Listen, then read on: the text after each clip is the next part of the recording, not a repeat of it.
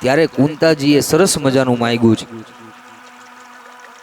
હે કૃષ્ણ, જો તારે ખરાજ મને દેવું જ હોય ને તો એક કામ કર, મને દુઃખ દે. એટલે કૃષ્ણ હજી કે હજી દુઃખમાંથી હજી નીકળ્યા છો, હવે તમારે રાજી ખુશીથી જીવન જીવવાનો તમારા પાસે અવસર આવ્યો છે, તો હજી તમારે દુઃખ માંગવું છે? તો કે હા. એનું કારણ, કૃષ્ણ અમારી પાસે દુઃખ હતું ને એટલે તું અમારી પાસે હતો, હવે અમારી પાસે સુખ આવ્યું એટલે તું અમને છોડીને જાસ. દેવું હોય તો મને દુઃખ દે.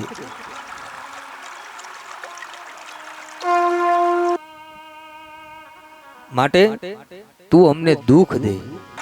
અને આપણા બધાનું એવું જ છે ને, આપણી પાસે દુઃખ હોય એટલે ન કરવાની માનતાઓ કરીએ આપણે.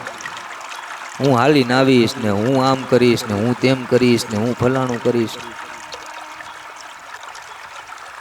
પણ આપણી પાસે જ્યારે સુખ હતું ત્યારે જ ભગવાનને ભજી લીધા હોત તો દુઃખ આવત જ નહીં.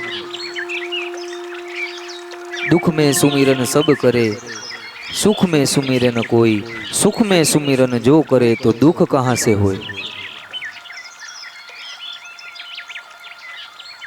આપણી પાસે ભગવાન જ્યારે આપણને સુખ આપે છે તો આપને દુઃખની ખબર નથી રહેતી, ત્યારે ભગવાનની પણ ખબર નથી રહેતી કે ભગવાન છે. પણ દુઃખ આવે ને એટલે આપણે કોઈ કહે કે આ જગ્યાએ ફલાણો વ્યક્તિ સારું જોવે છે એટલે આપણે ત્યાં છે જ જાય, ભલે અહીંથી 200 કિલોમીટર આગા હોય.